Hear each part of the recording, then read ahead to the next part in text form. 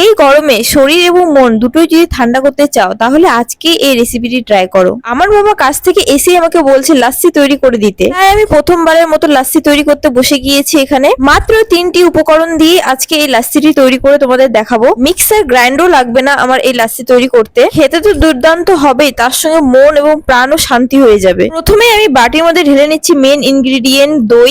অবশ্যই টক দই লাগবে, টক দই ছাড়া কিন্তু লাস্সি তৈরি হবে না। দইয়ের উপরে ঢেলে দিচ্ছি হলো ঠান্ডা ঠান্ডা অনেকটা পরিমাণে জল। আমি এখানে ঠান্ডা জল ইউজ করছি, তোমরা চাইলে নরমাল জলও ইউজ করতে পারো, তার উপরে আইস কিউব দিয়ে দিতে পারো। এবারে জল এবং দইটাকে ভালোভাবে মিক্স করতে হবে। আমি তো মিক্সার গ্রাইন্ড ছাড়া এই জিনিসটা দিয়ে ভালো করে মিক্স করে নিচ্ছি। এরপরে অনেকটা পরিমাণে চিনি নিয়ে নিলাম, তারপরে সেই চিনিটাকেও ভালোভাবে মিক্স করে নিতে লাগবে। তোমাদের কাছে যদি এই মিক্সার করার জিনিসটা যদি না থাকে তাহলে তোমরা কিন্তু চামচ দিয়েও ভালোভাবে মিক্স করে নিতে পারো। এরপরে খুব সামান্য পরিমাণে একটু লবণ নিয়ে নিলাম, বাস আর কোনো কিছুই লাগবে না, এখন শুধু মিক্স করার পালা। আমার দইটা একটু কম মনে হলো তাই একটু বেশি করে দই ঢেলে দিলাম। লাস্সি বানাতে কিন্তু মিক্সিং করাটা খুবই জরুরি, মিক্সটা যদি ভালো না হয় তাহলে খেতে ভালো লাগবে না। আমি যখন প্রথম বাজার থেকে লাস্সি কিনে খেয়েছিলাম তখন কিন্তু আমার একদমই পছন্দ হয়নি, তারপর কোনোদিনও আমি লাস্সি বাজার থেকে কিনে খাইনি। আর আজকে যে লাস্সিটা বানিয়েছি এত দুর্দান্ত এত সুন্দর হয়েছে যে তোমাদের সঙ্গে শেয়ার করে আর পারলাম না। আগে শুধু আমি টক দই খেয়ে নিতাম এমনি, কিন্তু এখন যে লাস্সি বানিয়ে খেয়েছি না এত সুন্দর হয়েছে, তাই জন্য ভেবেছি এবার থেকে যখনই টক দই বাড়িতে আনবো তখন কিন্তু আমি এই লাস্সিটা বানিয়ে খাবো।